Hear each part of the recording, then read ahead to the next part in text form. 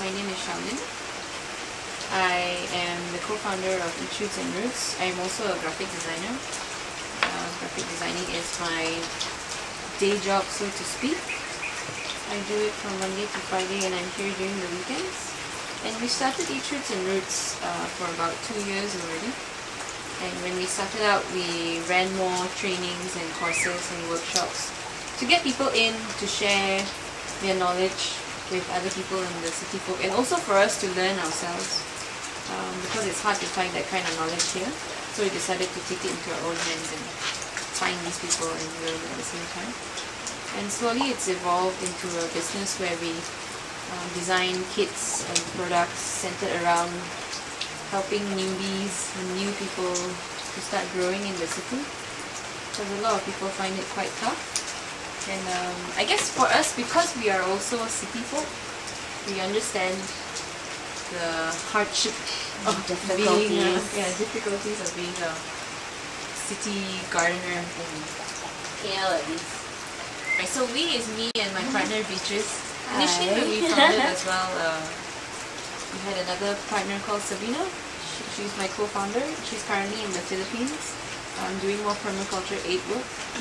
My name is Beatrice and I am a strategic planner by weekday and I'm a gardener by the weekend. I've known Shao since, how old were you? 14? Since you were 12. Yeah, since we were 12. So yeah, we went to school together and then we were abroad together for a bit.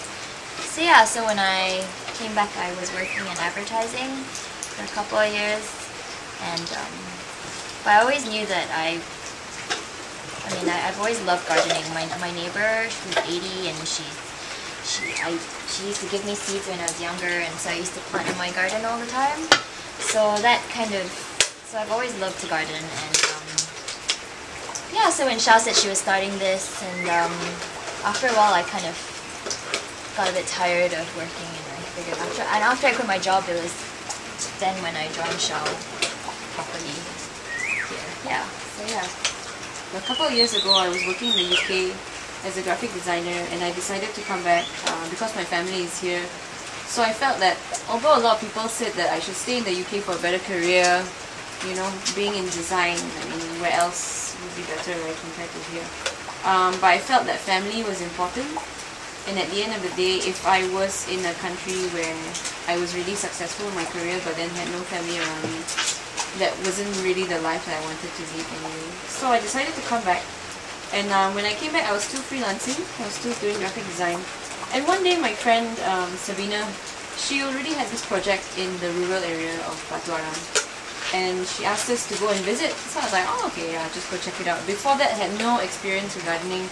No inclination whatsoever to growing food, and we went to her place, and it was this place in a village, and she set up a small house where she was growing her own food, running courses there, and yeah, it was really mind-blowing. It was really like, oh right, you know, this is actually what you can do, and this is what people can do. And you don't really have to live in the city and have a career, because technically if you do your own food, then you know, your life is pretty much sorted.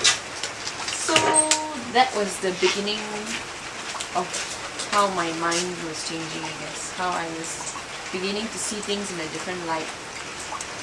Now you realize, okay, I can actually learn this skill, and then I can actually grow my own food, and then I don't have to depend on the supermarket for my food. And because the system was not just about food, it was about electricity, it was about your water supply, it was about being very self-sufficient, and realizing that, you know, we've actually lost so much of it, and realizing the fact that, oh, actually we are very, very dependent on other people, other bigger systems, and the only way to escape all of it is to disconnect yourself and create your own little ecosystem in some ways.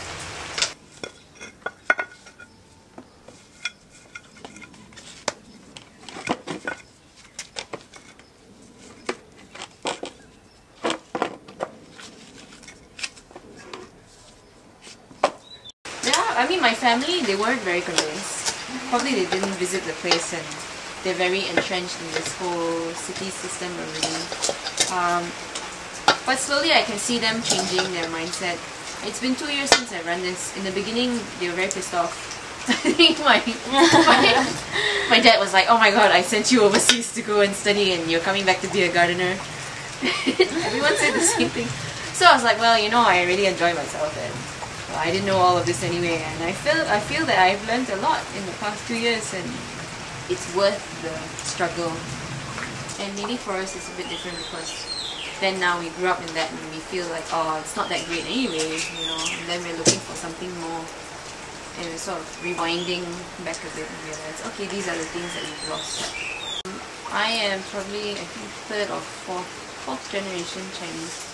So that means my grandparents, my great-grandparents were the ones who migrated to Malaysia. And of course they migrated due to hardship, you know, they're looking for a better life.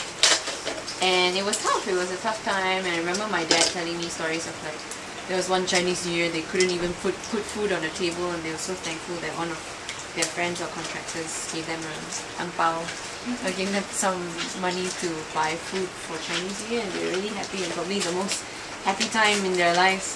So they came from that kind of era where it was hard, where gardening or farming, I guess, was the thing that they had to do. And my mother as well, she used to live in a little atap house. So that Thatched roof kind of house.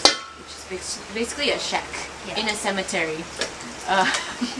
So it's a pretty like hard life, and she had 10 brothers and sisters in the same house. Wow. Yeah. And they would live in this hut in the middle of the cemetery, and you know, and this is in the 1950s.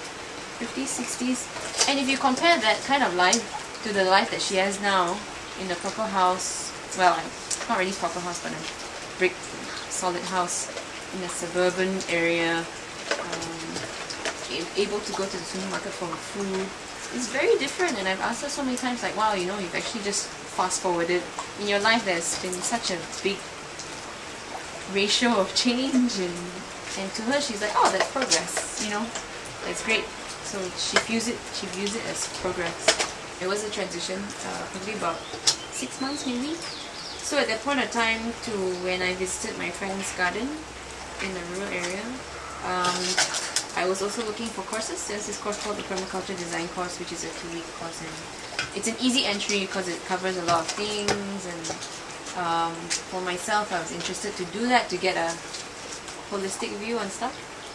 So I was looking for that course, couldn't do it, so in the end I just volunteered at a place in Bali and just got into it slowly. Started volunteering more, reading up about it, started experimenting on my own in my own balcony garden in an apartment, and then the transition slowly came, and then Sabina asked me, oh, do you want to start something in the city? And I was like, oh, perfect, because this is where I live, this is where it's most convenient, and this is where other people live as well. So then I guess then it would have been 6 months, and we just planned a bit out, decided on a name, didn't even have a space because we just wanted to run courses first, because if we ran courses we could live virtually on the internet for a while. So we run courses, build gardens at the same time. So we made sort of connections with other people who wanted gardens in their spaces. So nearby, actually, the next building, this blue one, that's where we ran our first course, because they were some people who had a lot of land and they were very keen on the idea as well. So when we ran the course, we built the garden there at the same time. So it was killing 2 birds with 1 stone. After that only we realized, okay, it's good to have a space of our own, then we started renting the space. And so when we try to look for people to come and give talks and teach things, we're looking mainly within the urban gardening, permaculture circuit, everything that has to do with organic growing, non-chemical farming, because that's quite alternative in some ways, and there's an interest in that area. And there's lack of information as well. So like if we were to go and try to find this kind of information in Malaysia, or to look for it in all the official sources, is very tough, because a lot of the even governmental institutions, they're still teaching the conventional methods. So organic is still quite new. So there's still so much to learn, and we try to bring in people from outside Malaysia or even within Malaysia to teach these methods, and we learn at the same time. I mean, there are some, like I think in Australia, there are some groups which started very similarly. They were keen, they were very passionate about it. So they would bring in teachers and they would learn at the same time, and slowly they develop their knowledge at the same time as well. I mean, who could predict that we would have drought this year? Last year we were trying twice a year now. Yeah. We're gonna have El Nino soon. So we were trying to prepare for, okay, we need to, because with the year that we started, we had too much water in the garden. So we were trying to think, okay, how do we divert the water out of the garden? Then suddenly 1 year later, we've got not enough water in the garden. So we're like, okay, how do we collect this water back, you know? So there's so many things to think about, and weather is unpredictable. You can't think about it. So now that drought is predicted to happen, we're trying to plant things that don't require so much water. So at least, okay, if it happens, we still have things to eat. Yeah. So sweet potato, I think our kangkong will still survive now. Which is water spinach. The beans at the back. Yeah, the Malabar spinach will survive. Yeah. The papayas will survive. Trying to identify really easy things. Yeah, to grow.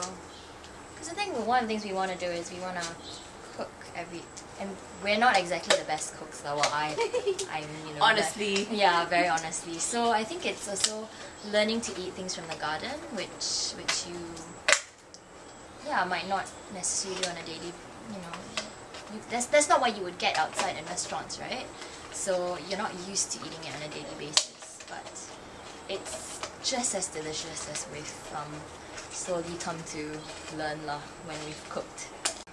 Yes, you have food, but how good the food tastes is also really important. If there was, when we went for a talk recently, there was, who was that guy? He said, you shouldn't grow what you don't want to eat.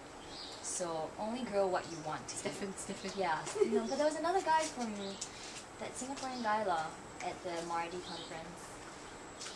I think. Yeah, so she was like, yeah, so you should only grow what you want to eat, which... Because then you care for it more. Yeah, exactly. And because, so there are a lot of things in the garden which we haven't actually experienced as much as we'd like to. Yeah, because it may be easy to grow, but maybe we don't have the knowledge to cook it. Yeah, to cook it. But we've had chefs come in here and they don't even know what these plants are or how they taste, or from the ground. I mean, they don't know. They've never seen. So that's kind of... I don't think it's part of a chef's training to actually grow stuff, but it should be.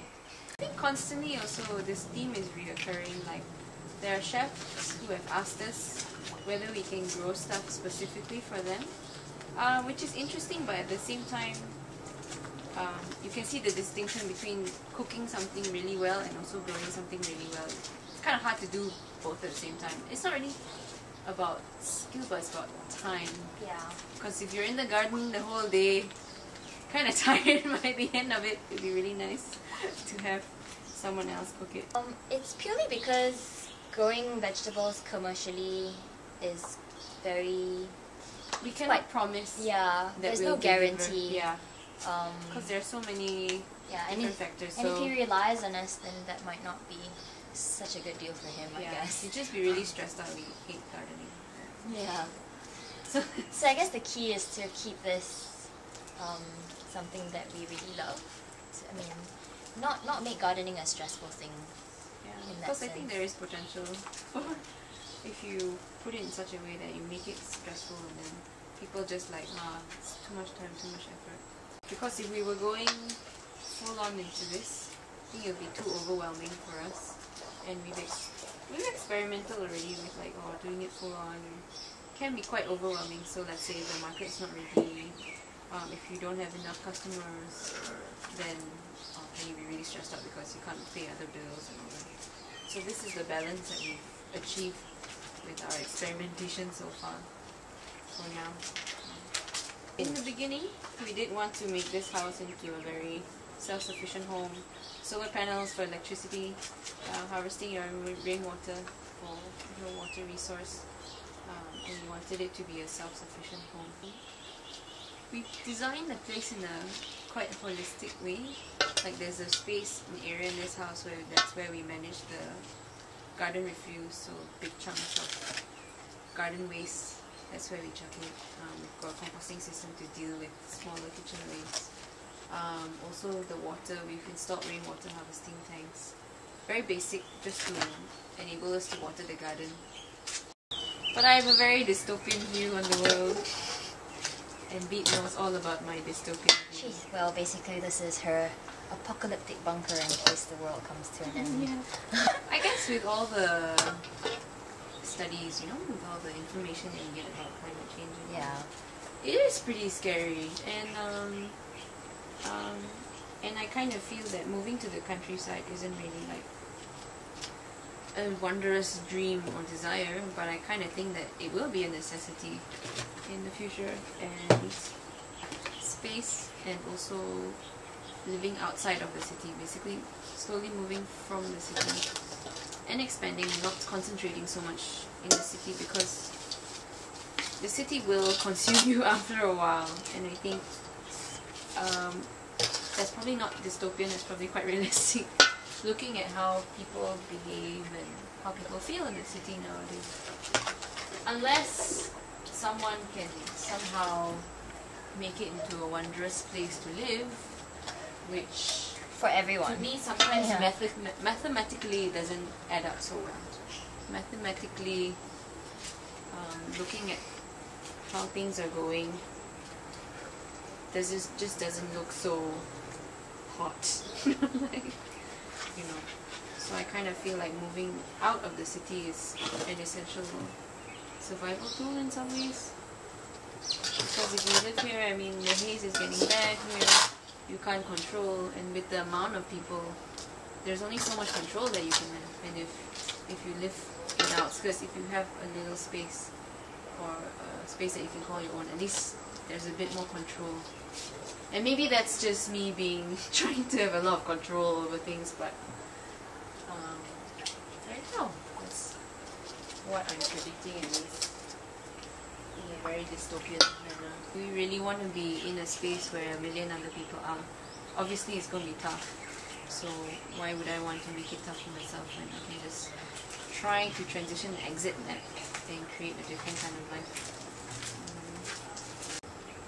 I guess for me, I do realize that there are a lot of things that we can't control anymore, and ever since starting this or going into this,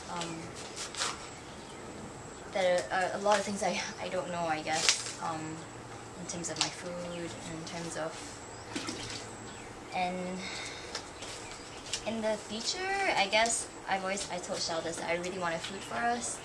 I mean, I think a lot about deforestation and what's been going on in our country, and I think a lot about how a lot of the people have been losing their skills of growing food, especially the indigenous, the Orang Aslis, and it's really sad because they, I mean, it might not happen for all of them, but a lot of them have moved on from, perhaps maybe before this they were growing food, but now they grow palm oil. And so they're dependent on money to go to the supermarket to buy food, whereas before they would just eat from the soil, right? So I think learning the skills or being able to build your own food for us will be one way to counter that, I guess. And yeah, so that's in 10 years. Hopefully I'll be able to get a piece of land and turn it into a place where people can forage for food. And it'd be like free, I guess. So it will just grow. Maybe 15 years. I hear it takes about 10 years for you to establish one. So it will take time. But yeah, so that's, yeah. But I'm not sure if I would permanently want to live in the countryside. Yeah. But I would definitely want to have maybe 2 bases. I still think being able to connect with people in the urban cities, because you know the population is just going to get denser in the urban areas. If you can't reach out to these people, Because that was one of the reasons why I felt really frustrated in the office. I started out like some, green. They had approached me. Well, I had actually put my hand up and say, oh, maybe we should start greening the office a little bit more, and recycling and printing double-sided, and basically no one was interested. And I had worked on it for a year, and no one really did anything at the end of it. So that got me really frustrated, because people, even those small little things, people couldn't even make that small little change. What more, like with everything else, right? And so, yeah, that was really frustrating. And so I think this site, I've brought a lot of people from my office here. My bosses have all, started to think like, yeah, it's, wow, what you're doing is pretty cool. I've slowly started to tell them, because this is so different from what they know, right? They know, like, obviously they work in an office and they work 12 hours a day, but but you'd be surprised at how many of them actually are interested in things like this, especially those with kids. It's like they crave being in nature as well. They just don't necessarily, because they don't have time, they just don't pay attention to it. So yeah, so gradually want to bring more people from the office to come here, and maybe not convert them, but to see that, hey, maybe some things you should rethink in your life. Think about it. Just think about it, Yeah, because me putting up, like, sending you emails, maybe you shouldn't print so much, it doesn't work. So yeah, maybe this is a different way to show them. Yeah, so we do want to keep Eat Shoots and Roots as a business, because we feel that that's the way to keep it sustainable. And I think through business you create value, and it's important to show people, or it's important for people to value the things that you offer. And if they're willing to pay for it, it's really something that you just need to provide something that they need. Yeah, I feel that there is a big opportunity for that. So I guess teaching workshops is one thing, but that's more of on maybe like once in a few months to keep it going. But the kits is also another thing. So offering a product at least, or something, supplying something, I think that's essential, because people will be like, oh, okay, I really want to grow now. What do I do? And then you'll be like, okay, it's kind of tough to run through 5 different places to get one thing. So we can just simplify that process and offer something that is of value for people who want to garden and want to start. That's the direction that we're going in, I guess. So currently Kuala Lumpur probably, I mean if you compare it to Singapore grows like what, 30%, is it? Really? No, I can't remember. But a lot more than us. It was a very big percentage of their food, obviously because it's the city, right? We grow less than 1%. I think it's a decimal point. Really? Of urban agriculture. The goal for the newly set up urban agriculture department, they only just set up in November, a new urban agriculture department, is to reach in 5 years they want to reach 2 to 3% in the city. So that kind of gives you a gauge as to how much we actually do grow in the urban areas, because if in 5 years you want to grow 2 to 3%, we are definitely way below 1%. So yeah, we would love to assist in, I think that is like one of the things that would be in line with what we would want to achieve. Yeah, more community gardens. Yeah. So there are people who are creating platforms for people to discuss stuff. In the past 10 years, I think there has been development in that area, which is promising for us. And every time we run a workshop, it gets pretty much filled up pretty quickly. And that's also something that's very promising, to see that, okay, actually there is a crowd who is wanting to make a difference. And although you can't see them on a daily basis because they're on the shopping mall, there are people there. I'm not saying that shopping malls are bad, but yes, when you have one on every block, then it's a bit of an overload. Surely there are better things to do.